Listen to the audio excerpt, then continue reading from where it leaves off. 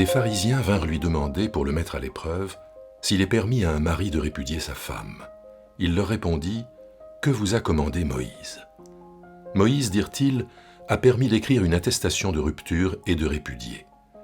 Jésus leur dit, « C'est à cause de votre obstination qu'il a écrit pour vous ce commandement. Mais au commencement de la création, Dieu les fit hommes et femmes. C'est pourquoi l'homme quittera son père et sa mère et s'attachera à sa femme. Et les deux seront une seule chair. Ainsi, ils ne seront plus deux, mais une seule chair. Que l'homme ne sépare donc pas ce que Dieu a uni. » Lorsqu'ils furent à la maison, les disciples à leur tour se mirent à l'interroger à ce sujet. Il leur dit, « Celui qui répudie sa femme et en épouse une autre commet l'adultère envers la première. Et si une femme répudie son mari et en épouse un autre, elle commet l'adultère. » Des gens lui amenaient des enfants pour qu'il les touche de la main, mais les disciples les rabrouèrent. Voyant cela, Jésus s'indigna. Il leur dit, « Laissez les enfants venir à moi, ne les empêchez pas, car le royaume de Dieu est pour ceux qui sont comme eux. Amen, je vous le dis, quiconque n'accueillera pas le royaume de Dieu comme un enfant n'y entrera jamais. » Puis il les prit dans ses bras et se mit à les bénir en posant les mains sur eux. Alors nous sommes donc dans cette partie de l'évangile de Marc où Jésus est dans sa montée depuis la Galilée à Jérusalem. C'est au cours de cette montée que, à plusieurs reprises, il annonce sa passion, et nous pouvons considérer que les différents passages de cette partie de l'évangile est une grande séquence dans laquelle Jésus déconstruit et reconstruit la théologie et l'éthique à la lumière de la croix. Alors, dans ce texte-là, il aborde la question de la conjugalité avec la répudiation, a-t-on le droit de répudier? Et puis, dans les deux récits qui suivent, que nous étudierons les 2 dimanches qui viennent, il abordera la question du pouvoir et des richesses. Pour commencer, quelques points sur la situation de la conjugalité à cette époque. Les mariages n'étaient pas des mariages d'amour, comme de nos jours, mais ils étaient considérés comme des contrats.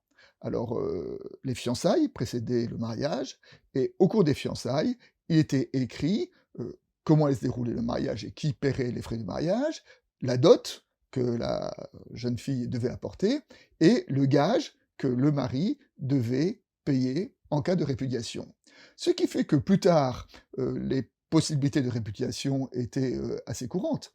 Mais si le mari répudiait, il devait rembourser la dot et payer le gage qui était prévu à cet effet, ce qui fait que ça lui revenait assez cher, qu'il y avait peu de répudiation, et quand il y avait des problèmes dans le couple, l'usage était plutôt pour le mari de prendre une seconde femme. Mais un des éléments intéressants de ce récit, justement par rapport à la répudiation, c'est que dans le dictionnaire, la définition de la répudiation, c'est renvoyer une femme par décision unilatérale du mari. Et lorsque Jésus et ses disciples se retrouvent chez eux, que les disciples interrogent Jésus, ce dernier répond « Celui qui répudie sa femme et en épouse une autre comme un adultère, ok, ça c'est compréhensible, mais il dit « Si une femme répudie son mari et en épouse un autre, elle commet l'adultère. » Or, qu'une femme répudie son mari, c'était quelque chose en tout cas d'impossible à cette époque-là. Un peu comme si Jésus essayait de décaler la question de ses disciples en disant « Pourquoi me posez-vous la question « Est-ce qu'un homme a le droit de répudier sa femme ?» et ne me posez-vous pas la question « Est-ce qu'une femme, par hasard, n'aurait pas le droit de répudier son mari ?»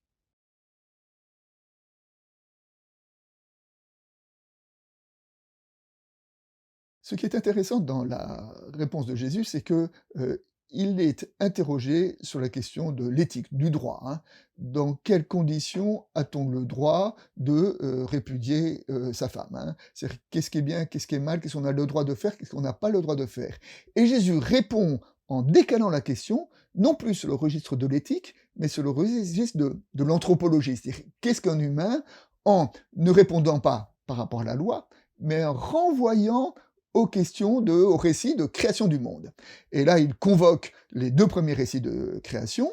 Le premier récit avec le verset qui dit « N'avez-vous pas lu qu'au commencement, Dieu les fit hommes et femmes ?»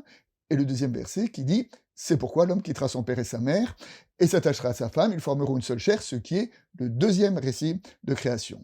Alors donc c'est autour de ces récits-là qui posent la réflexion sur la conjugalité.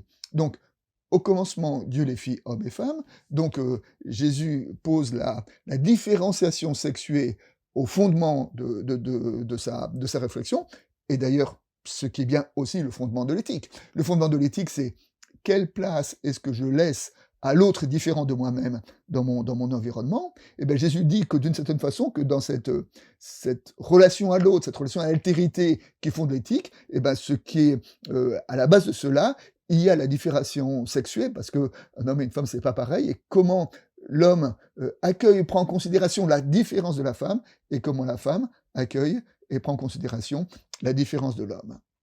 Et puis l'autre verset, c'est pourquoi l'homme quittera son père et sa mère. Le verbe important là-dedans, c'est quitter. Hein. Quitter, ça veut dire que le couple n'est pas la reproduction de ce qui était fait avant, mais est la création d'une entité nouvelle. Hein. Et quitter son père et sa mère, c'est défricher les chemins de la liberté, oser commencer une nouvelle histoire. Donc voilà, donc Jésus pose la conjugalité autour de la différence de l'autre et autour de comment ensemble on construit quelque chose de nouveau.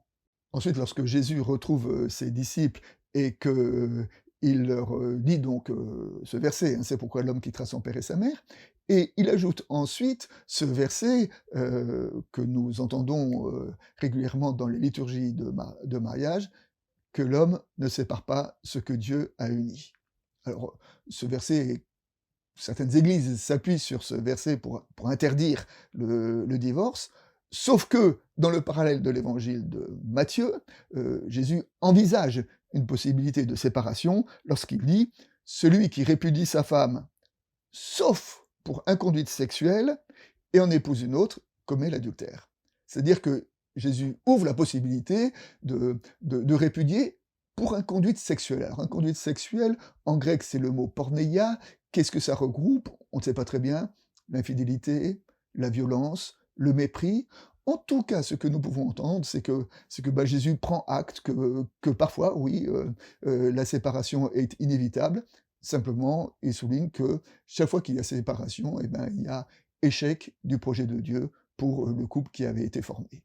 Ensuite, ce n'est peut-être pas un hasard si notre texte est suivi par cette séquence dans laquelle Jésus accueille un enfant. Hein. Les disciples essayent de rabrouer les enfants, mais Jésus l'accueille et les bénit, comme s'il reliait sa réflexion sur la conjugalité avec la question de l'enfant. Bah oui, parce que parfois les conjugalités, ça fait des enfants, et donc un peu comme si Jésus mettait aussi l'enfant à la première place dans les relations conjugales, en disant que voilà, est-ce qu'on répudie, est-ce qu'on répondit pas, on est ensemble, on se sépare, et ben peut-être Jésus dit, dans toute réflexion éthique, il faut se poser la question, où est la place du petit, où est la place de l'enfant, et Jésus donc met l'enfant à la première place dans cette réflexion.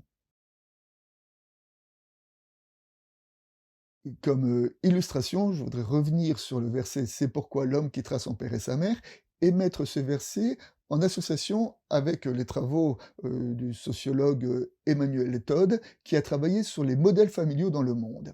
Et il disait qu'il y a plusieurs façons de distinguer les différents modèles familiaux, et notamment, il y avait des modèles familiaux dans lesquels les enfants quittaient leurs parents au moment du mariage pour créer une entité nouvelle, et d'autres modèles dans lesquels le fils restait chez ses parents, il y amenait sa femme, et avec sa femme, il vivait avec ses parents. Et Emmanuel Todd a remarqué que les pays dans lesquels les enfants quittaient leurs parents étaient le pays qui était plus souvent sous des régimes démocratiques. Il veut dire par là que quitter son père et sa mère, c'est défricher les chemins de la liberté. Et quand on prend goût à la liberté, eh bien, on s'y habitue et on est moins prêt à avoir un gouvernement autoritaire, ce qui fait que ce verset, l'homme quittera son père et sa mère, est peut-être le verset le plus politique de la Bible.